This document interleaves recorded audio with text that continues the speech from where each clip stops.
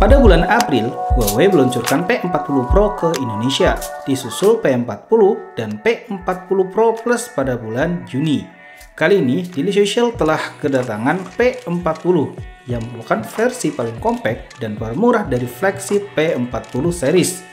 Meski banyak yang disesuaikan, smartphone ini masih membawa sejumlah fitur esensial yang dimiliki oleh kedua saudaranya tersebut, seperti chipset Kirin 990 5G dan kamera utama yang disebut Ultra Vision beresolusi 50 megapiksel. Dibanderol dengan harga 10 juta, apakah kemampuan kamera P40 juga sebaik versi Pro-nya dan fitur apa saja yang dikurangi? Bersama dengan saya Lukman, berikut review Huawei P40 selengkapnya. Compact, itu adalah kesan awal yang saya peroleh saat pertama kali berjumpa dengan Huawei P40. Berlayar 6,1 inci dalam aspek rasio 19,5:9 dengan bezel tipis di keempat sisi layarnya, membuat ukurannya terasa lebih pendek. Nah, selain ringkas, perhatian saya langsung tertuju pada tonjolan persegi panjang modul kamera belakangnya. Sayang, Huawei tidak menyerahkan case dalam paket penjualan. Karena takut modul kamera belakang yang tergores, saya berinisiatif meletakkan P40 dengan posisi layar di bawah. Bicara soal layar, P40 masih menggunakan desain lama, yaitu Full View Display yang datar. Layar 6,1 incinya ditopang resolusi Full HD+, menggunakan panel OLED dengan refresh rate standar sebatas 60 Hz. Bukan 90 Hz seperti para saudaranya. Di pojok kiri atas terdapat dua punch hole berbentuk bulat panjang guna menampung kamera depan 32 megapiksel dan 3D IR kamera. Huawei P40 yang saya review berwarna silver frost. Bagian belakangnya terbuat dari material kaca dengan finishing matte dan punya bingkai aluminium. Untuk kelengkapan atributnya, di sebelah kanan terdapat tombol power dan volume, lalu mikrofon sekunder ada di sisi atas dan sisanya berkumpul di sisi bawah, meliputi SIM tray, mikrofon, port USB Type-C, dan speaker. Huawei P40 sendiri adalah smartphone Android 10 dengan MIUI 10.1 tanpa dukungan Google Mobile Service atau GMS. Imbasnya, perangkat ini tidak dilengkapi dengan aplikasi buatan Google dan tidak dapat mengakses Play Store.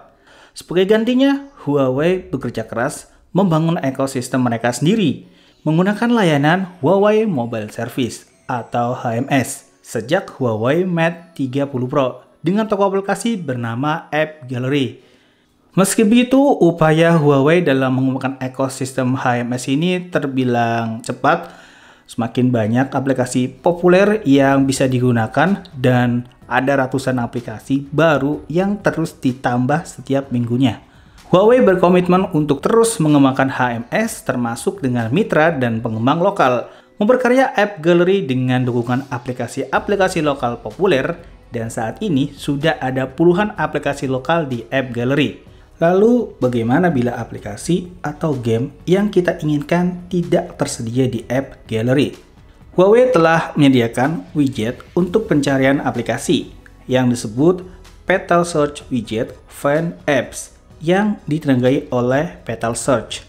Alat pencarian baru ini memberikan akses kepada pengguna Huawei P40 sebagai cara lain untuk menemukan, menjelajahi, dan mengunduh aplikasi yang diperlukan. App Gallery sendiri sepenuhnya terintegrasi ke dalam Petal Search Widget Find Apps ini, dan aplikasi apapun yang sudah tersedia di App Gallery akan muncul di bagian paling atas setiap pencarian di alat baru ini. Kalau untuk dapur pacunya, Huawei P40 menggunakan chipset Kirin 990 5G dengan RAM sebesar 8 GB dan penyimpanan 128 GB.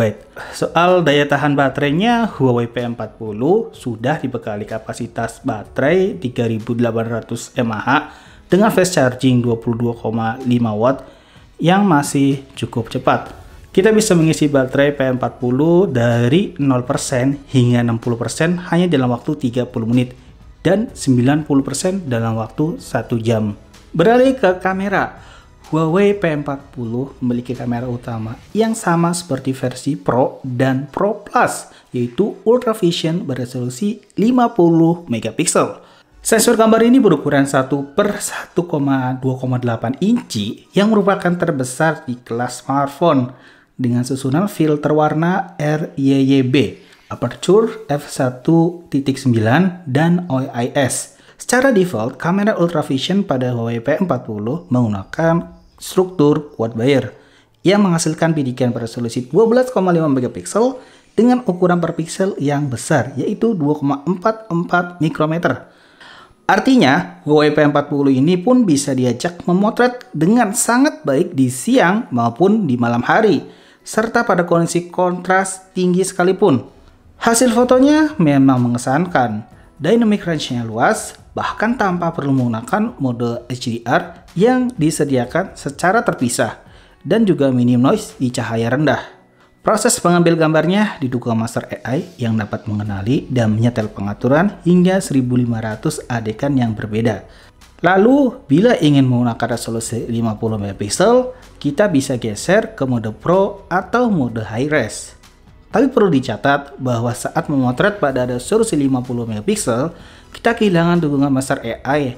Kabar baiknya, foto bisa disimpan dalam format RAW, sehingga memberikan fleksibilitas lebih saat editing. Kemudian ada kamera 8 megapiksel dengan lensa telefoto, dilengkapi dengan OIS yang menyuguhkan kemampuan memperbesar gambar 3 kali optical zoom, 5 kali hybrid zoom, dan 30 kali digital zoom. Meski kamera telefoto ini beresolusi 8 megapiksel, tapi hasilnya ditingkatkan menjadi 12,5 megapiksel, bahkan saat menggunakan 30 kali digital zoom. Sampai 5 kali pembesaran, menurut saya hasilnya masih bisa dinikmati. Lebih dari itu, detail foto akan cenderung menjadi pecah. Satu lagi kamera 16 megapiksel dengan lensa ultrawide 17 mm yang dapat digunakan untuk memotret close up selain foto ultrawide. Jembretan mode wide angle 16 megapikselnya juga bagus. Bagian tengah foto tajam, meski bagian sudut-sudutnya agak sedikit lunak. Untuk perekam videonya, Huawei P40 mendukung 4K 30 fps dan 60 fps menggunakan kamera utama. Sedangkan untuk kamera dengan lensa ultrawide dan telefoto dibatasi pada 4K dan 1080p pada 30 fps saja. Fitur lain terdapat mode slow motion 1080p dengan opsi frame rate 120 fps, 240 fps, dan hingga 960 fps. Serta tersedia juga mode time-lapse yang sudah mendukung sampai 4K 30 fps. Rekaman videonya bisa disimpan dalam pilihan kodek H.264 atau H.265 yang menjanjikan ukuran file 35% lebih sedikit.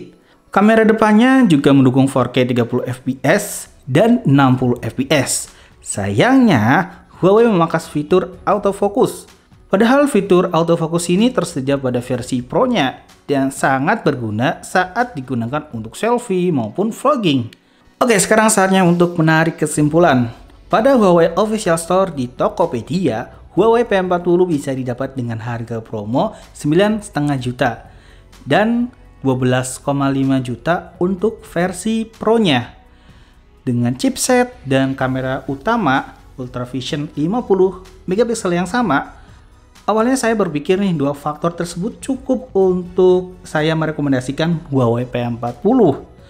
Namun, setelah menggunakan Huawei P40 sekitar 3 minggu, saya menemukan bahwa ternyata banyak sekali nih fitur yang dipangkas oleh Huawei pada P40 dibanding versi Pro-nya. Saya pun berpikir ulang bahwa dengan selisih harga 3 juta, maka Huawei P40 Pro adalah pilihan yang jauh lebih baik. Meski begitu, saya tekankan lagi bahwa Huawei P40 masih tetap smartphone yang sangat menarik, terutama bagi yang menginginkan smartphone dengan dimensi yang compact. Ya, segitu dulu review Huawei P40.